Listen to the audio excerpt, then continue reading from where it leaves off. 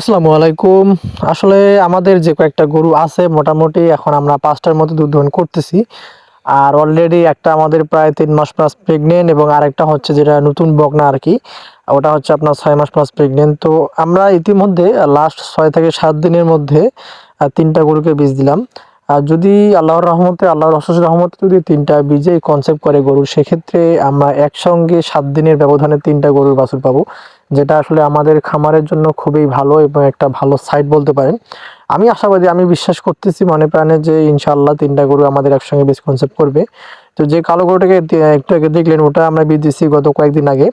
আর ওটা অবশ্য একটু সমস্যা ছিল, দীর্ঘদিন ধরে ট্রিটমেন্ট করাইছি, তারপরে হইছে।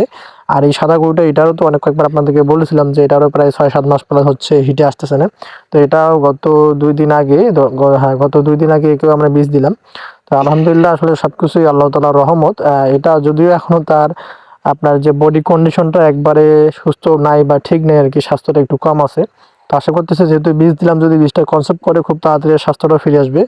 অনেক ক্ষেত্রে অনেক গরুর হয় এরকম যে যতই খাওয়ান না কেন স্বাস্থ্য হয় না, কিন্তু যখন আসলে তাদেরকে বীজ দেওয়া হয়, বীজ কনসেপ্ট করে, তখন স্বাস্থ্যটা অটোমেটিক্যালি ফিরে আসে। আর এইটা একটা গরু, এই গরুটা আসলে গত কুরবানিতে পরের দিন এই বাছুরটা মারা যায়। তো এটারও দীর্ঘদিন ধরে আসলে বীজ দিচ্ছি, কিন্তু বীজ কনসেপ্ট করতেছে না। আমরা বিভিন্নভাবে ট্রিটমেন্ট করাইছি।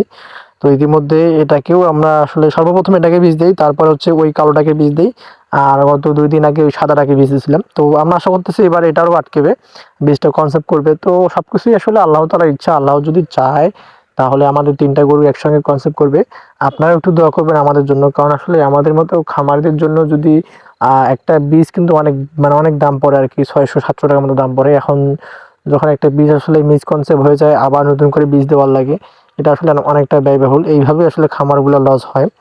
তো আমি আশা করতেছি যে এবার অন্তত বীজগুলা কনসেপ্ট করবে। কারণ এটা আমার বিশ্বাস আরকি। কারণ আমরা এদেরকে আসলে সম্পূর্ণভাবে আমাদের সাধ্যের মধ্যে এবং যতটুকু সম্ভব আসলে ট্রিটমেন্ট করানো, সব ধরনের ট্রিটমেন্ট আমরা করাইছি।